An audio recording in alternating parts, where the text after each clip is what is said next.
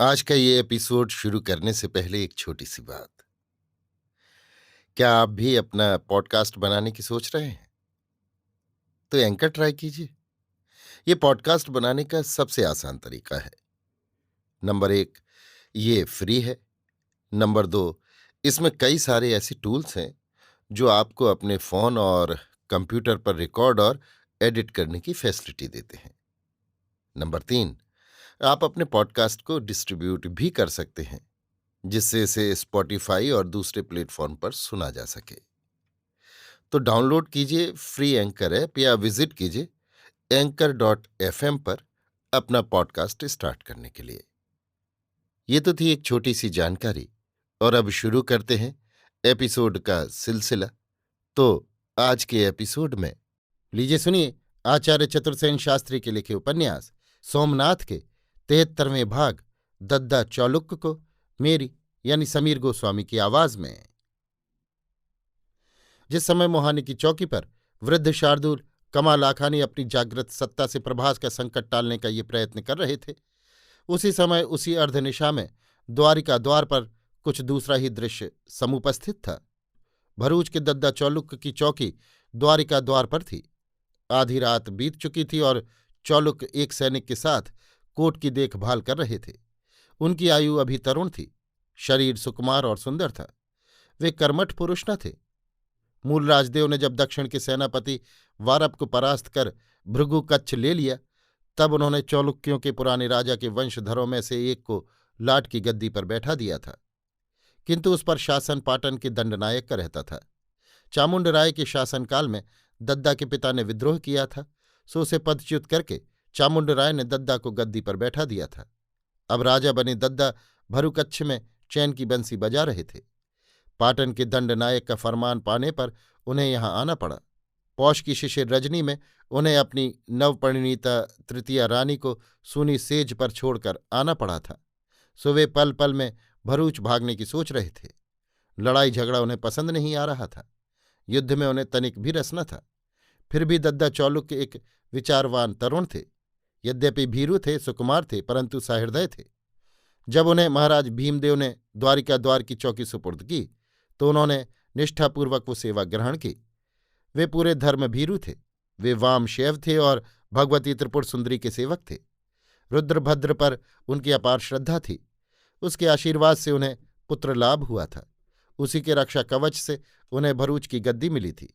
उसी के तप के प्रभाव से वे जीते जागते हैं, ऐसा वे मानते थे। उन्होंने अपनी प्रथम पुत्री चौला को उन्हीं के कहने से त्रिपुर सुंदरी को भेंट कर दिया था, जो गंग सर्वज्ञ के हस्तक्षेप से भगवान सोमनाथ को अर्पित की गई थी, जिससे रुद्रभद्र का क्रोध भड़क कर सीमा पार कर गया था। प्रभास में आते ही उन्होंने सुना कि रुद्रभद्र सहस्त्राग्नि सन्निधान तप कर रहे हैं। उन्होंने ये भी सुना कि उनका भेजा निर्माल्य त्रिपुर सुंदरी की भेंट नहीं हुआ। इसी से क्रुद्ध होकर रुद्रभद्र विनाश का आह्वान कर रहे हैं। उन्हें यह भी विश्वास हो गया कि गजनी का दैत्य ही ये विनाश बनकर आया है और इसमें रुद्रभद्र की तप प्रेरणा है। और भी बहुतों की यही राय थी। इसकी चर्चा भी बहुत थी। सर्वज्ञ तक ये चर्चा पहुंच चुकी थी, पर उन्होंने उस पर कान नहीं दिया था। दद्दा जब रुद्रभद्र को प्रणाम करने धूनी पर गए, तो रुद्रभद्र ने उनका प्रणाम स्वीकार नहीं किया। उन्होंने लाल लाल आंखें करके होठों ही होठों में विनाश विनाश कहकर उन्हें देखा और दूर चले जाने का संकेत किया। भय से कांपते हुए चौलुक को चले आए। तब से वे अत्यंत चिंतित, अपमान और अमंगल आशंका से आतंकित रहने लगे। उन्हें फिर रुद्रभद्र के सम्मुख जाने का साहस न हुआ। चौला से मिलने का सर्वज्ञ ने उन्हें निषेध कर दिया था, तथा बलपूर्वक ये व्यवस्था कर दी थी कि चौला पिता से मिलने न पाए। परंतु उस अर्धनिशा में कोट का निरीक्षण करते हुए उन्होंने एक छाया मूर्ति को अपनी ओर आते देखा। उन्होंने नंगी तलवार हाथ में ली। निकट आने पर पहचाना वो रुद्रभद्र है। कमर में केवल एक रक्तांबर है। शरीर नंग धड़ंग, भयंकर जटाजूट के नीचे आग के अंगारे के समान जलते नेत्र हैं। भस्म भूषित विशाल कृष्ण काय है।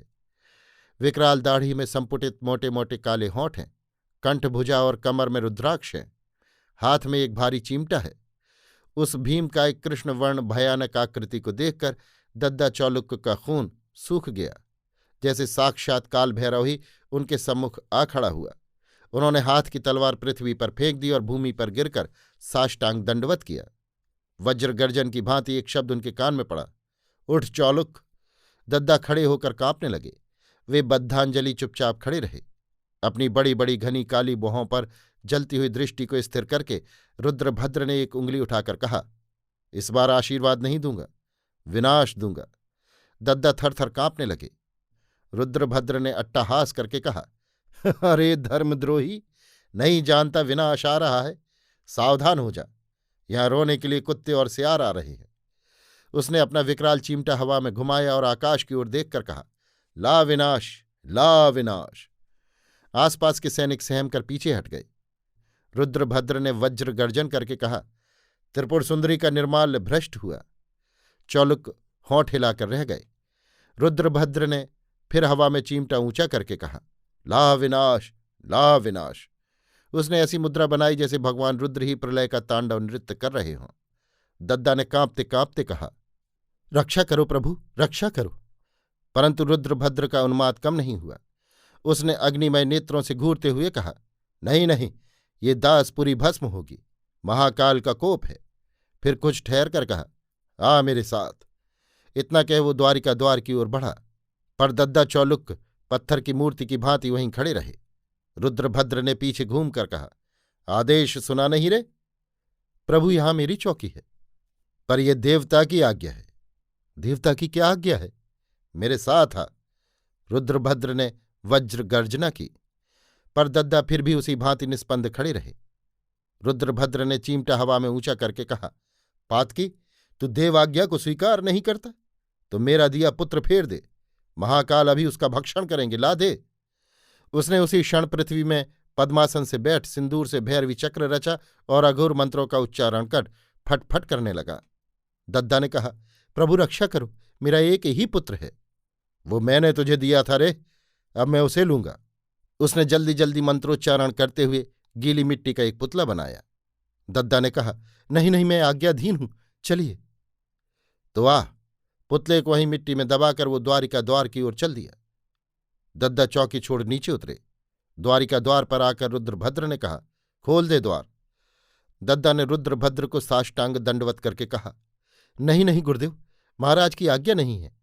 ऐसा मैं करूंगा तो मेरा सिर धड़ पर नहीं रहेगा। मैं कहता हूं चाबी दे। नहीं गुरुदेव, नहीं।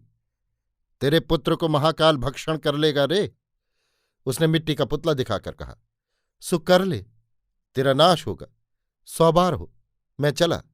दद्दा मुट्ठी में कसकर तलवार पकड़े पीछे को भागे, परंतु रुद्रभद्र ने दौड़कर एक भरपूर चिमटे का हाथ कसकर उनके सिर पर दे मारा। दद्दा घूमकर गिर पड़े। रुद्रभद्र ने उनके वस्त्रों से चाबी निकाल द्वार की खिड़की खोली। प्रेत की भांति सिद्धेश्वर कहीं से आकर खिड़की की राह बाहर हो गया। खिड़की बंद कर और चाबी को यत्न से अपनी जटा में रख रुद्रभद्र तेजी से एक ओर को चल दिया। अभी आप सुन रहे थे आचार्य चतुर्सेन शास्त्री के लिखे उपन्यास सोमनाथ के 73वें भाग दद्दा चौलुक को मेरी यानी समीर गोस्वामी की आवाज में।